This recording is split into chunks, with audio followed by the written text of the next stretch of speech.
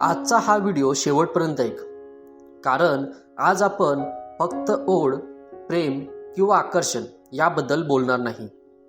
आज आपण तुझ्या आयुष्यातल्या एक फार मोठ्या प्रश्नाला हळूहळू हात घालणार आहोत.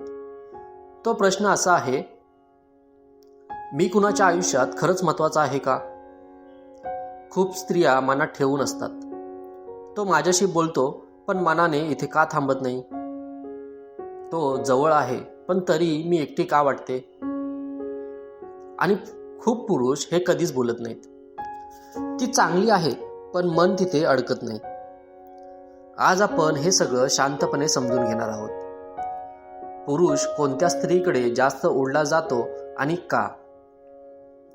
आणि हे समजलं तर शेवटी तुला स्वतःलाच एक मोठा निर्णय घ्यायला मदत होईल. हे नातं टिकवायचं की सोडायचं? भाग 1. ओढ म्हणजे काय?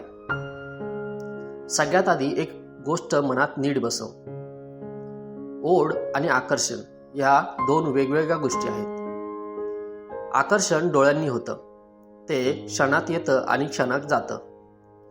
पण ओढ मनात तयार होते, ती हळूहळू वाढते आणि एकदा तयार झाली की सहज तुटत नाही. पुरुष एखाद्या स्त्रीकडे पाहून थोडा वेळ थांबू शकतो, पण तो तिथेच मनाने अडकतो, फक्त तेव्हाच जेव्हा त्या स्त्रीजवळ त्याला शांत वाटतं. म्हणजे ओढ म्हणजे फक्त आवड नाही, ओढ म्हणजे मनाला मिळालेली विश्रांती आहे. ज्या स्त्रीजवळ पुरुष ओढला जातो ती त्याच्यासाठी तणाव नसते, ती त्याच्यासाठी शांततेची जागा असते. भाग 2. नजर, शांतपणा आणि स्वीकार. खूप लोकांना वाटतं की नजर म्हणजे आकर्षण, पण नजर म्हणजे मनाची भाषा असते. पुरुष त्या नजरेत शरीर शोधत नाही, तो शोधतो स्वीकार. जी नजर तपासत नाही, तुलना करत नाही, दोष काढत नाही, ती नजर पुरुषाला सुरक्षित वाटते. अशा नजरेत त्याला वाटतं, इथे मला स्वतःला बदलायची गरज नाही. तो गप्प आहे म्हणजे तो कंटाळलेला आहे असं त्याला वाटत नाही. तो शांत आहे म्हणजे तो दुर्लक्ष करतो असं त्याला वाटत नाही. आणि जिथे पुरुषाला स्वतःसारखं वागता येतं तिथेच तो हळूहळू ओढला जातो. भाग 3.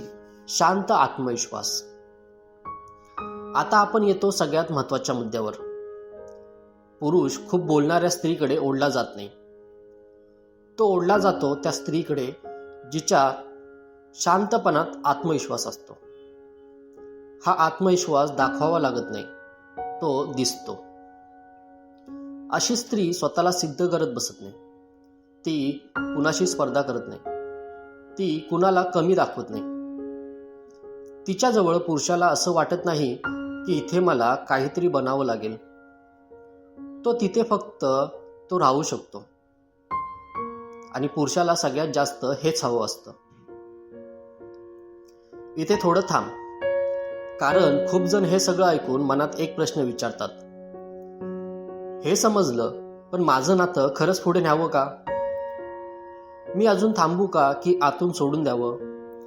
म्हणूनच आपण एक 12 पानांची साधी पण खूप खोल माहिती तयार केली आहे. नातं टिकवायचं की सोडायचं? यामध्ये प्रेम, सवय, भीती आणि खरं नातं यातलं फरक खूप सोप्या उदाहरणांनी समजावून सांगितलं आहे. ही माहिती हवी असेल तर खाली कमेंटमध्ये फक्त नातं असा शब्द लिहा. या माहितीचा दर फक्त 99 रुपये आहे. मी किंवा माझी टीम तुमच्याशी संपर्क करेल. भाग 4. ती लगेच उपलब्ध नसते.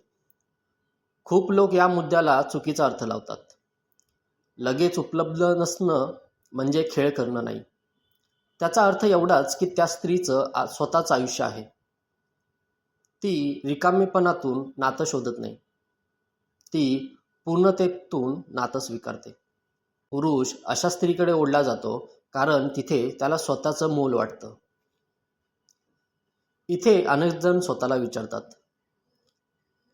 मी इतकी वर्ष थांबले तरी हे नातं का पुढे गेलं नाही? आणि हाच तो क्षण जिथे प्रश्न पडतो, हे नातं टिकवायचं की सोडायचं? ज्यांना ही माहिती हवी आहे त्यांनी खाली कमेंटमध्ये नातं असा शब्द लिहा. भाग 5. भावनिक सुरक्षितता. पुरुष त्या स्त्रीकडे जास्त ओढला जातो जिच्या समोर तो अपयशी वाटू शकतो, जिच्या समोर तो थकलेला आहे हे मान्य करू शकतो, जिथे त्याला टोमणे ऐकावे लागत नाहीत, जिथे त्याला वेळ दिला जातो. कारण जिथे सुरक्षितता असते तिथेच मन परत परत जायचा प्रयत्न करतं. भाग 6. शेवटचं सत्य. पुरुष शरीराकडे ओढला जात नाही, तो ओढला जातो अनुभवाकडे, जिथे तो माणूस म्हणून जगू शकतो, जिथे त्याला नेहमी मजबूत राहावं लागत नाही. आता शेवटी एकच प्रश्न स्वतःला विचार.